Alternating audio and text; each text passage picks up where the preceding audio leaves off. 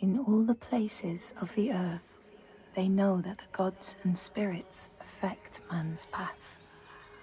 All the misfortune that befalls man lies at their feet.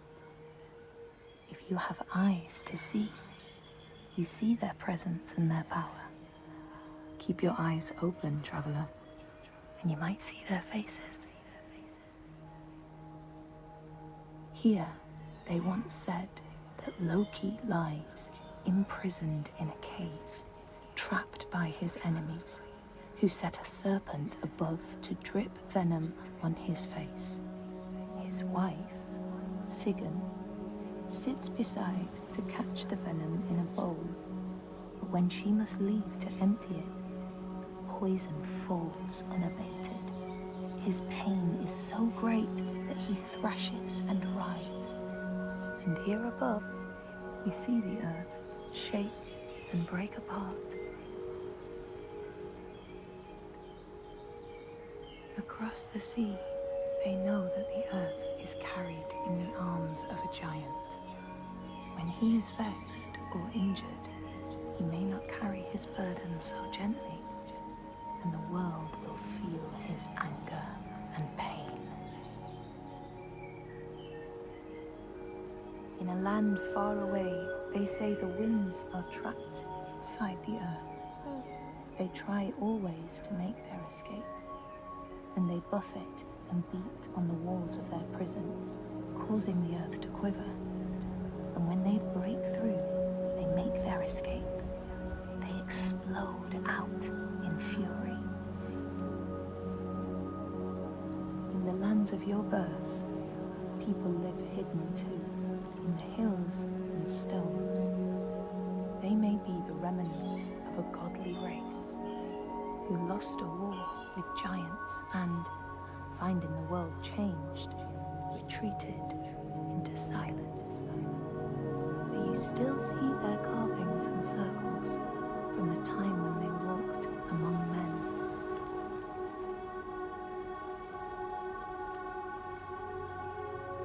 Here they know that if times are harsh, you may ask of the hidden folk to share their bounty. And if you are strong and wise and good, they may hear your plea and send you aid. But if you are not, or if you do not respect the strictures they lay down, you might have your strife doubled.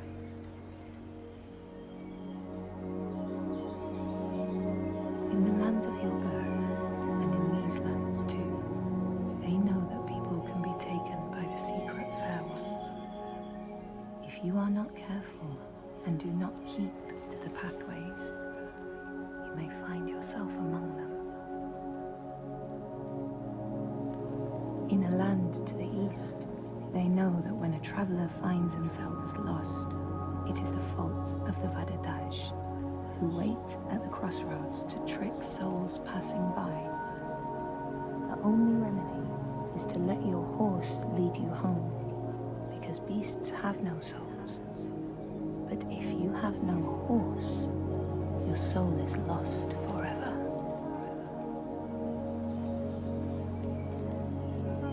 In this place, they know that sometimes the hidden folk will take their children and leave another in their place.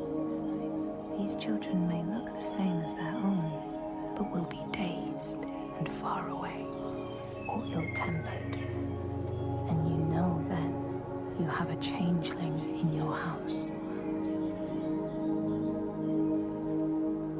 In this land, when people cannot raise their children, they will leave them in a sacred place for the hidden folk to take and care for. Sometimes these children come back, but it is said that they are changed, with a wildness in their eyes, and their parents do not want them. These people know that children who have died uncared for can return as small ghosts clad in fluttering rags. When there are storms, they may cry as they did when they were human, and will look for their mothers until they find them, and never leave them again. In this land, you may catch sight of the Landdisasteinar, the spirits who embody the sacred places, the rivers and rocks. Do you see the Lady of the Mountain, the Fiak Kuna, who bathes in the waterfall and lets the drops fall on her shoulder? In the heart of the Northlands, they know the storms are born of the Oshkuredi, the hunt of Odin. The huntsmen ride horses with eyes of fire. Their weapons clash like thunder, and it is best to hide inside, lest your spirit be called to join them. In your lands, traveler, they know that the Kailif, the hag of winter, is the one who hurls sleet and snow upon the land. She lives in a sea rock and rules the waves of the roiling winter ocean with her blackthorn staff. She strikes the ground to destroy the shoots of growing green, so the winter will lie long and low on the land.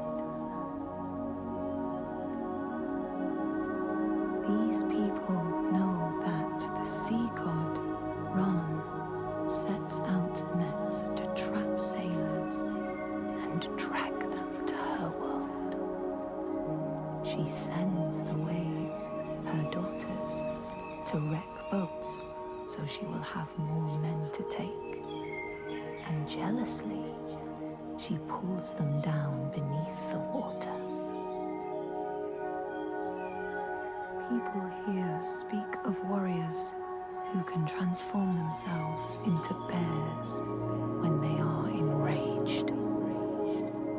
Their skin becomes hide so thick no sword or spear can break it.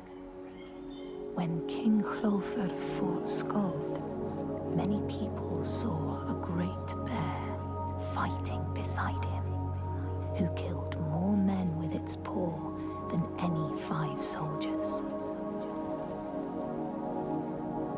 Men here will tell of how Jarl Hakon worshipped the giant Thorgerða and sought her aid in the middle of battle when the tide was turning against him. Fleeing to an island, he pleaded with her for aid. She demanded a sacrifice. She rejected all of his offerings until he, at last, killed his own son in sacrifice. Thorgerða gave aid, and Hakon's enemies saw the giants striding amongst the ships, arrows flying from every finger and never missing their mark. Their morale was sapped, and Hakon won his battle.